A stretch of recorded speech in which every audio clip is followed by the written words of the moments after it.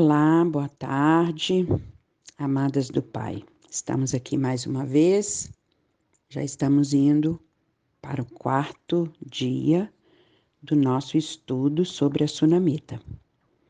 Tenho ficado muito feliz com as mensagens que tenho recebido e eu creio que Deus é poderoso, não é? Para fazer infinitamente mais além daquilo que pedimos ou pensamos. Então, ontem nós vimos que o profeta, ele reconheceu a dedicação, o amor, o zelo da Sunamita, e ele então quis abençoá-la. Que bênção isso, não é? Ela atraiu o favor de Deus com seu zelo, a sua bondade, a sua dedicação. Quando ele mandou chamá-la, ele disse: vejo que tem sido tão zelosa para conosco. Tem nos servido com tanto zelo. Será que o Senhor pode olhar para nós hoje e dizer: vejo que você tem sido tão zelosa com a minha palavra, com os meus preceitos? Será que Ele pode dizer isso a nosso respeito? Será que podemos atrair a bondade do Senhor, o favor de Deus, porque as nossas atitudes têm agradado a Ele? Ah, Senhor, ajuda-nos, não é mesmo? E quando ele a chamou, ele mexeu na ferida dela. Era uma ferida que aparentemente ninguém sabia. Ela parecia uma mulher tranquila, sem nenhum problema, com relação a não ter filhos. Isso nem foi citado na Bíblia antes de Eliseu tocar nesse assunto. E então, aparentemente, estava tudo bem, ela aceitou aquela condição dela, parecia, mas era uma ferida que doía lá no fundo, não é? E, apesar dela não festejar, né, o seu coração não estava assim tão feliz e radiante com aquela promessa de Eliseu: daqui a 1 ano tu estarás com um filho nos braços. Mas mesmo assim, é claro que ela não desacreditou. Ela era uma mulher que conhecia a Deus. Era uma mulher que sabia de todo o poder do Deus dela, que havia nele, para fazer qualquer coisa. Qualquer coisa. Se ela reconheceu que Eliseu era um homem de Deus, é porque ela conhecia a Deus. Os que são de Deus reconhecem aqueles que são de Deus, né? Então, nós vemos aqui que ela, aos olhos humanos, era impossível, mas o Senhor torna possível. Ela sabia disso. E então, passou-se um tempo. Toda promessa do Senhor, ela precisa de tempo para se cumprir. A promessa, muitas das vezes, na maioria das vezes, não se cumpre imediatamente. Né? Poucas vezes isso acontece, eu acredito. A maioria das vezes ela precisa de um tempo, não é? E ela precisa de um tempo para ser gerada. E isso requer de nós algumas coisas, né? A gente precisa aprender a esperar. Enquanto a promessa está sendo gerada, nós somos transformados. À medida que aquela promessa crescia no ventre dela, no interior dela, ela estava sendo transformada de todas as maneiras. No seu físico, no seu emocional, no seu espiritual. Então, quando uma promessa está sendo gerada dentro de nós, no mais íntimo e profundo do nosso ser, nós vamos sendo transformados à medida que a promessa vai criando forma e vida, não é mesmo? E então, passou-se aquele tempo. Eu acredito que ela, como qualquer pessoa que está gerando uma promessa, tem obstáculos. Não é fácil, não é dizer que é tudo flores, porque o inimigo sempre vai querer abortar promessas, ele vai querer fazer você desistir, desacreditar das promessas. Então, muitas das vezes, nós somos levados a um nível de olhar para o Senhor e somente para o Senhor. Salmo 34 diz: olhei para Ele e eu não vou ser confundido, não é? Porque quando olhamos para o Senhor, não ficamos confusos. Então, quando nós estamos gerando uma promessa, nós não sabemos exatamente, com detalhes, o que será, o que virá, como vai ser, porque é tudo muito profundo e o Senhor revela à medida que Ele quer. Então, nós vamos, pela fé, trazendo à existência aquilo que existe dentro de nós. Nós vamos trazendo, materializando nesse mundo real aquilo que nós sonhamos e desejamos. Então vai se cumprindo, vai se cumprindo. E eu creio que a Sunamita estava vivendo aquele momento, né? O número 9 na Bíblia é um número completo. É um número que termina um ciclo completo, fecha-se um ciclo. Então, o tempo de gerar uma promessa, ele precisa ser um ciclo completo. E então ela gerou e chegou o dia dessa promessa vir à luz.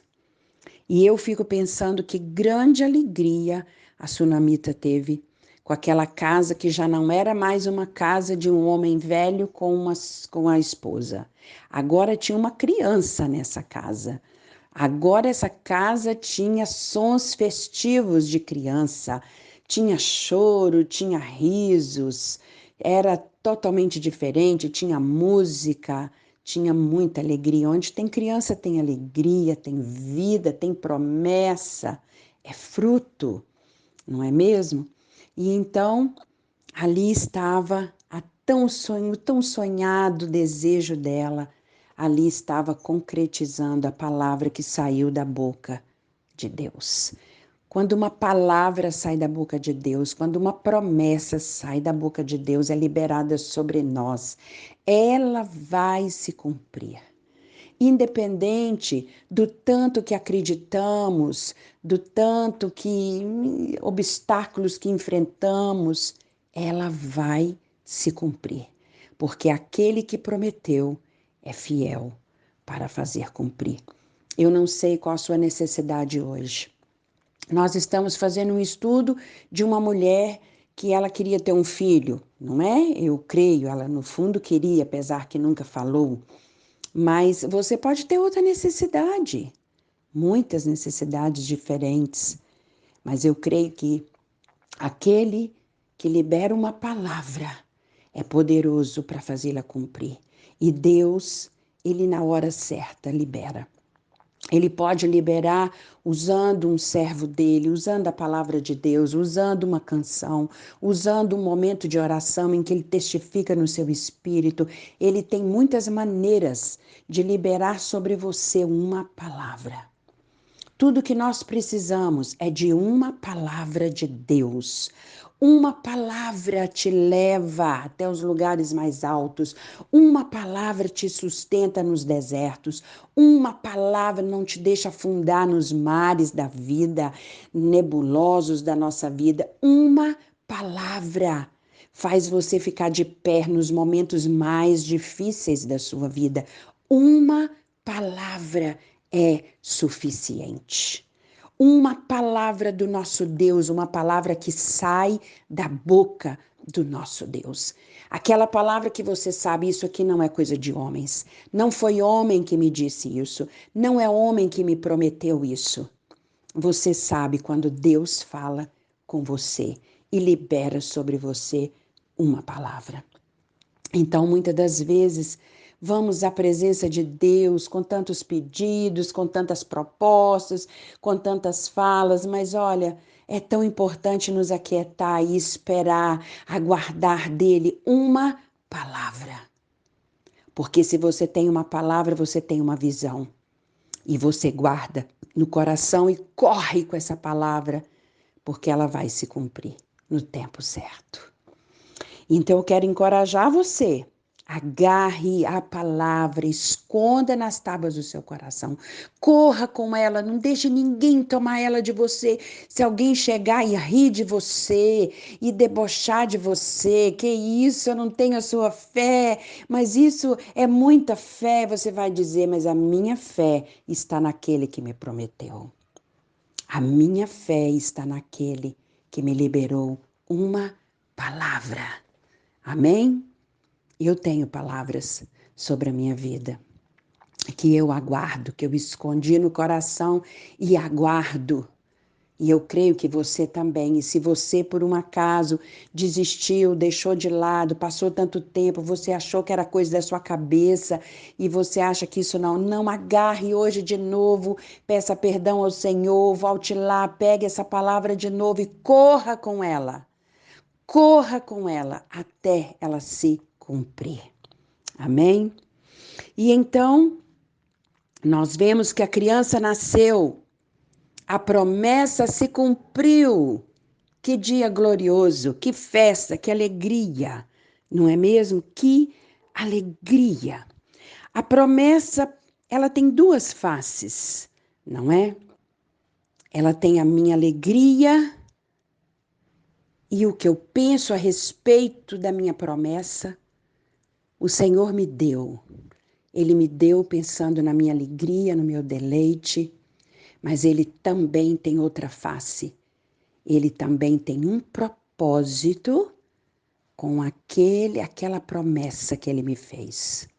Aquilo que ele me concedeu não tem apenas um propósito de me fazer feliz, de me dar um deleite, de cumprir um desejo do meu coração.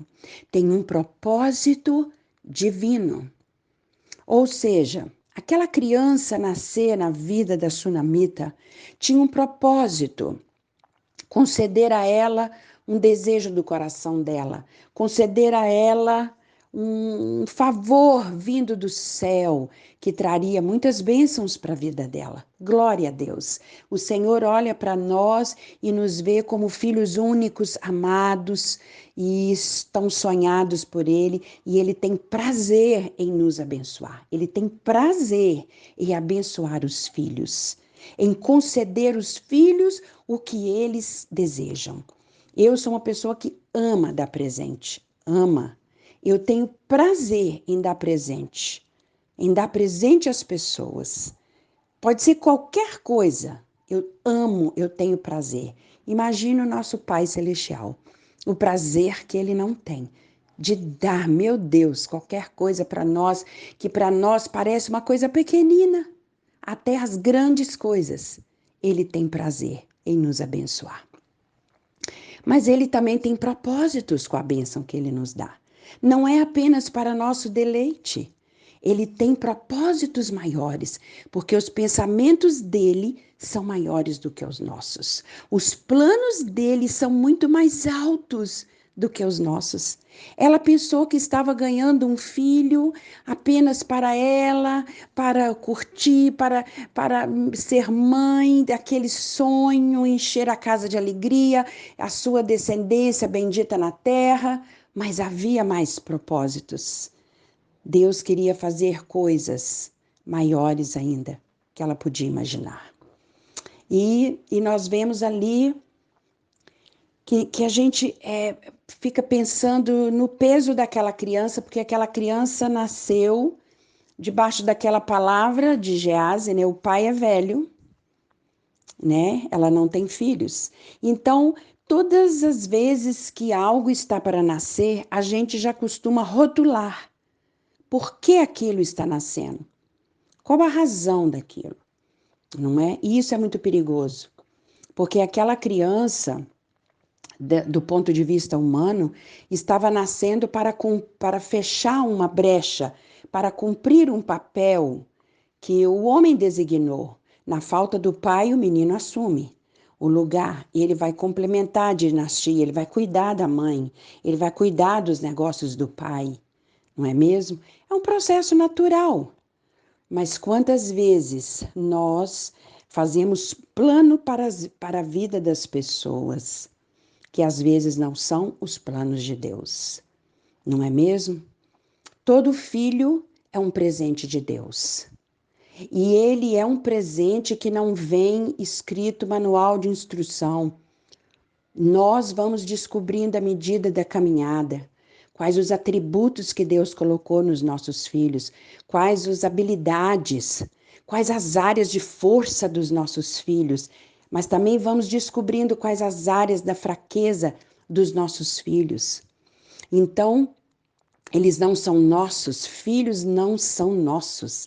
Eles são dádivas do céu, presentes de Deus que nós vamos cuidar por um tempo e devolvemos a Deus. Eles são do Senhor para cumprir propósitos do Senhor. O primeiro propósito desse jovem era estar ali cuidando da mãe. Se acaso o pai faltasse, ele estaria ali ocupando o lugar do pai nos negócios, na casa, etc, etc. Mas Deus tinha mais planos para ele. Deus queria usar a vida dele para glorificar o nome do Senhor. Deus queria usar a vida dele para que ficasse registrado na Bíblia por milhares e milhares e milhares de anos, por toda a eternidade. Nós não sabemos o nome da mãe, nós não sabemos o nome do pai, nós não sabemos o nome que essa criança recebeu. Mas nós sabemos que a mãe era de Sunem, nós sabemos que Eliseu esteve lá, que liberou uma palavra e essa criança nasceu. Nós sabemos dessa família. Isso é maravilhoso. Talvez Deus não permitiu que os nomes fossem revelados, para que não tivesse orgulho pessoal, porque essa história pode ser a minha, a sua, a do seu amigo, a da sua amiga, de cada um de nós. Tem algum pedaço nessa história dessa família que nós nos identificamos.